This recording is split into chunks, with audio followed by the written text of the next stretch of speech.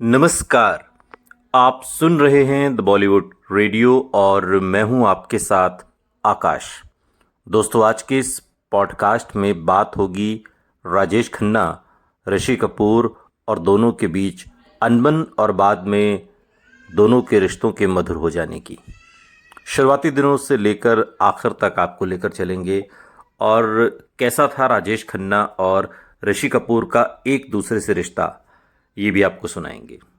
अब बॉलीवुड के सुपरस्टार राजेश खन्ना जब अपने करियर की ऊंचाइयों पर थे, उस दौरान ऋषि कपूर ने अपने करियर की शुरुआत की थी और उम्र भी उनकी कम थी। उस समय ऋषि कपूर की फिल्म बॉबी बड़े पर्दे पर रिलीज हुई थी।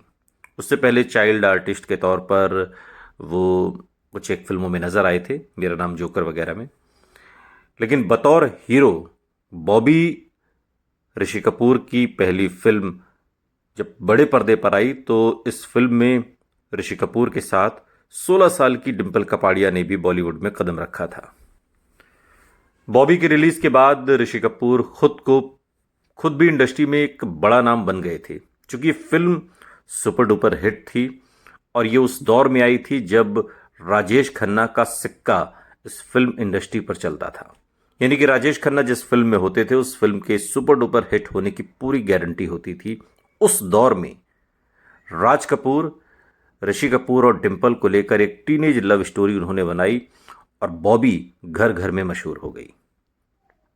बॉबी की रिलीज के बाद ऋषि कपूर इंडस्ट्री का बड़ा नाम थे और बॉबी की शूटिंग के दौरान ही राजेश खन्ना और डिंपल कपाड़िया एक दूसरे को अपना दिल दे बैठे।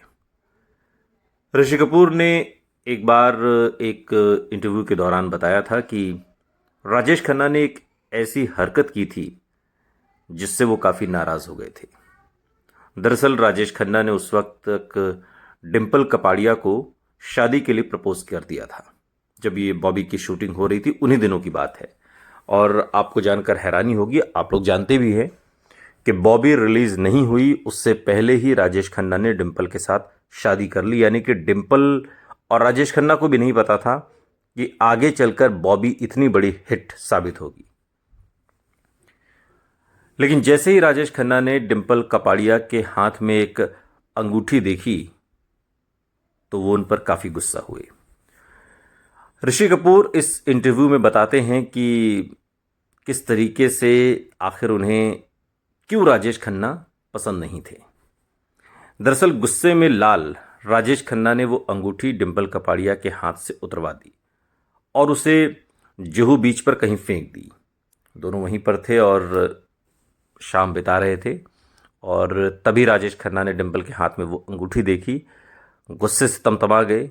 उन्हें खबर मिल गई कि ये अंगूठी किसकी है और उन्होंने उस अंगूठी को वहीं पर निकाला डिंपल के हाथ से, उंगली से, और जुहू बीच पर फेंक दिया समंदर में।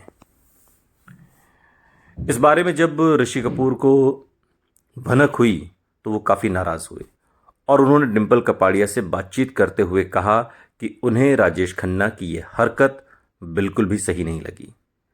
अब ऋषि कपूर की भी उम्र कम थी, इतनी समझ नहीं थी, या जो भी दोनों के बीच की जो भी मनोभाव रहा हो, जो भी उनका अंदाज़े बयां रहा हो, या जो भी उनके मन में चल रहा था, ये बात ऋषि कपूर को बिल्कुल अच्छी नहीं लगी कि उनकी दी हुई अंगूठी को राजेश खन्ना ने समंदर में फेंकवा दिया। इस बात के लिए राजेश खन्ना ने कभी भी ऋषि कपूर से माफी नहीं मांगी।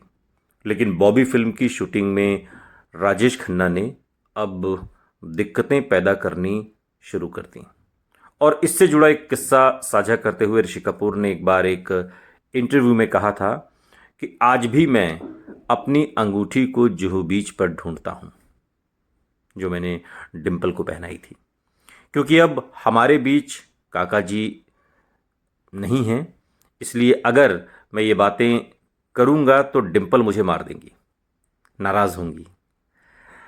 ऋषि कपूर ने इस इंटरव्यू में कहा कि मुझे वो इसलिए पसंद नहीं थे क्योंकि वो मेरी हीरोइन को मुझसे दूर ले जाते थे।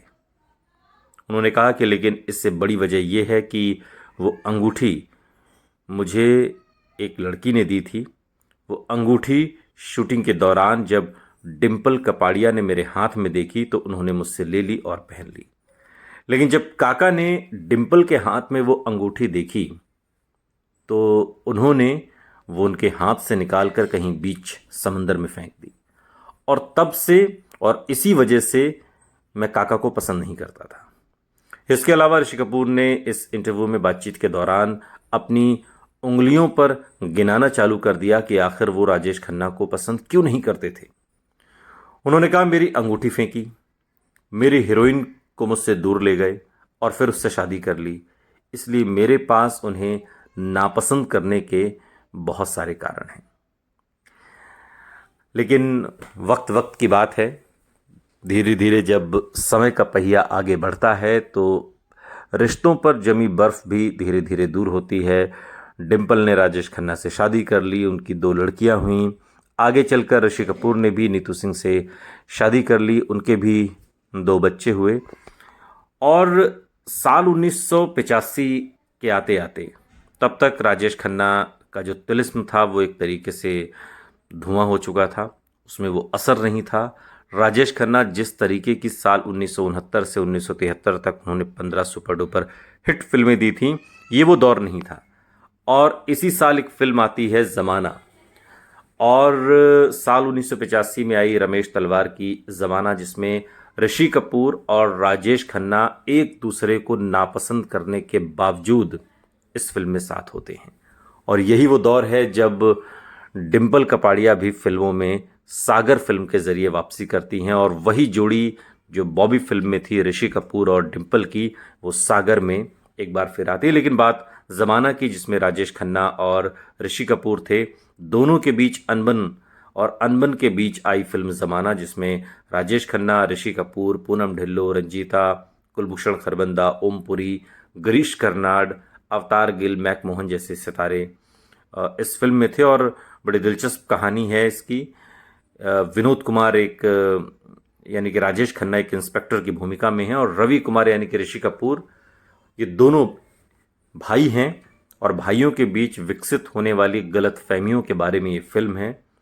उनके पिता सतीश जो एक फोटोग्राफर थे, उनकी जब हत्या हुई तब विनोद यानी कि राजेश खन्ना 3 साल के थे, और उनकी माँ सुधा रवि से गर्भवती थी। और जब बच्चे बड़े हो जाते हैं, विनोद एक पुलिस इंस्पेक्टर बन जाते हैं और रवि जेडी नामक डॉन के लिए काम करने वाला अपराधी बन जाता है। दोनों पुरुष एक ही महिला से प्यार करने लगते हैं, लेकिन फिर सुलह हो जाती है और विनोद अपने पिता के हत्यारों को ढूंढ लेता है और अपने छोटे भाई को अपराध की दुनिया से छुड़ाने के लिए मना लेता है। यानी कि फिल्म की कहानी भी कुछ कुछ रियल जिंदगी जैसी है। जब डिम्पल से ऋषि कपूर भी डिम्पल को पसंद करते थे, राजेश खन्ना भी उन्हें पसंद करते थे और शादी कर ली। लेकिन जैसा कि पहले कहा कि वक्त का जो पहिया है वो धीरे धीरे घूमता है, और जब घूमता है तो जो नहीं होना चाहिए या जिसकी उम्मीद नहीं होती कि ऐसा भी हो सकता है, वही होता है। राज कपूर एक से एक नायाब फिल्में उन्होंने बनाई, लेकिन राज कपूर कभी भी राजेश खन्ना को अपने कैंप में शामिल नहीं कर पाए। अब बहुत से लोग जानना चाहते हैं इसके पीछे की क्या वजह थी। इसके पीछे की एक वजह ऋषि कपूर भी थे, और शम्मी कपूर भी थे, शशि कपूर भी थे। ये लोग नहीं चाहते थे कि राजेश खन्ना राज कपूर कैंप में काम करें। ऋषि कपूर की अपनी वजह थी कि वो उनके हीरोइन को लेकर चले गए, और ऋषि कपूर बहुत कम उम्र थी, और जिस दौर में बॉबी आई उस दौर की हीरोइन ऋषि कपूर से बड़ी उम्र की थी। ऋषि कपूर की जोड़ी किसी के साथ बनती नहीं थी, और जिसके साथ बनती थी उससे राजेश खन्ना ने शादी कर ली थी और उसने फिल्मों को अलविदा कह दिया था। ये एक वजह थी। शम्मी कपूर की वजह थी कि राजेश खन्ना के आते ही वो अचानक से रिटायर हो गए थे। शशि कपूर की वजह यह थी कि राजेश खन्ना उन्हें टक्कर देते हुए आगे निकल गए थे, इसलिए ये तीनों नहीं चाहते थे कि राज कपूर कैंप में राजेश खन्ना की एंट्री हो। इसलिए कोई फिल्म राज कपूर आर के बैनर के तले राजेश खन्ना की नहीं आई। लेकिन सालों बाद जब पहिया वक्त का घूमा, तब आप कल्पना कीजिए कि खुद ऋषि कपूर ने ही राजेश खन्ना को डायरेक्ट किया। बॉबी फिल्म में जिस तरीके से डेब्यू किया ऋषि कपूर ने, और फिर बॉलीवुड इंडस्ट्री में करीब 50 साल काम किया, अपने चार्मिंग लुक से उन्होंने कई दिलों पर सालों तक राज किया और 50 साल के करियर में 120 से ज़्यादा फिल्मों में काम किया। ऋषि कपूर चूंकि नामी परिवार से ताल्लुक़ रखते थे, दादा पृथ्वीराज ने कई स्टार्स को स्टारडम का स्वाद चखाया। ये काम उनके पिता यानी राज कपूर ने भी किया। 1948 में राज कपूर ने फिल्म प्रोडक्शन कंपनी खोली जिसका नाम उन्होंने आरके फिल्म्स रखा और इस प्रोडक्शन कंपनी में कई फिल्में बनी।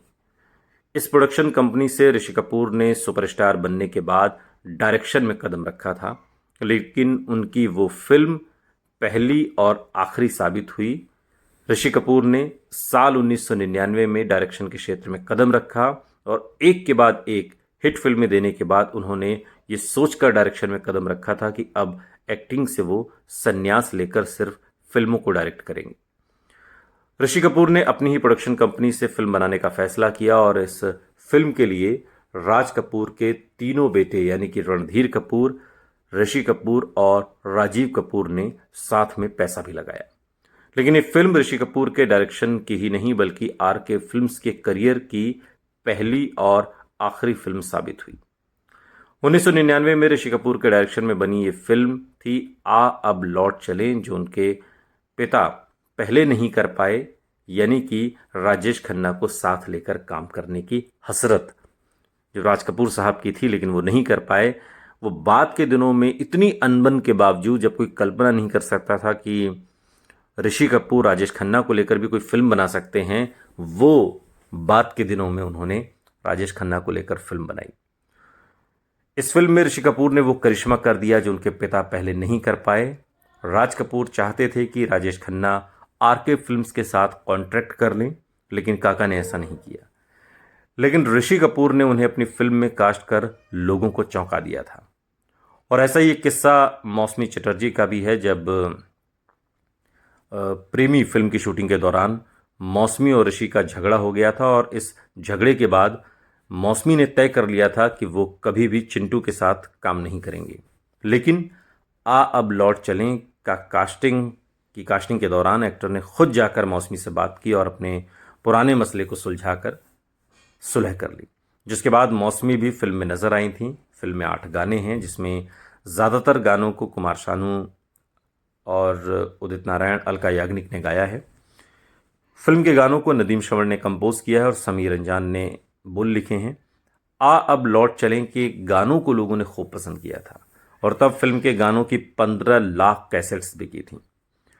आरके फिल्म्स के अंतर्गत जितनी भी फिल्में बनी हैं उनमें लता मंगेशकर ने गाने गाए, लेकिन ये एकमात्र ऐसी फिल्म है जिसमें लता दी ने गाने नहीं गाए। ऋषि कपूर अपनी इस फिल्म में प्राण साहब को लेना चाहते थे, लेकिन उन दिनों प्राण साहब की तबीयत काफ़ी ख़राब थी। नए नए डायरेक्टर बने ऋषि कपूर के साथ खुद एक्टर को भी डर था कि अगर फिल्म के बीच उन्हें कुछ हो गया तो फिल्म में काफ़ी रुकावट आ जाएगी। इस वजह से उन्होंने फिल्म करने से मना कर दिया और फिल्म में तब आलोकनाथ को कास्ट किया गया, लेकिन उन्होंने चूंकि राजेश खन्ना के पिता का किरदार निभाया था, जबकि रियल लाइफ में आलोकनाथ खुद राजेश खन्ना से तकरीबन 14 साल छोटे हैं। 1999 में अक्षय खन्ना और ऐश्वर्या राय की 2 फिल्में आईं। 22 जनवरी 1999 में रिलीज हुई थी आ अब लौट चले और 13 अगस्त 1999 में रिलीज हुई थी ताल। लेकिन आ अब लौट चले फ्लॉप साबित हुई और 7 महीने बाद रिलीज हुई फिल्म ताल ने बॉक्स ऑफिस पर धमाल मचा दिया। आ अब लौट चले के लिए ऋषि कपूर ने दोनों भाइयों के साथ मिलकर फिल्म में पैसा लगाया था, लेकिन वो सब बर्बाद हो गया। फिल्म के बजट की बात करें तो करीब 9 करोड़ का बजट था और फिल्म का वर्ल्ड वाइड कलेक्शन करीब 16 करोड़ रुपए था। और इस फिल्म के बाद ऋषि कपूर ने डायरेक्शन से तौबा कर ली और बड़े बैनर के साथ राजेश खन्ना की ये आखिरी फिल्म थी। सुनते रहिए द बॉलीवुड रेडियो, सुनता है सारा इंडिया।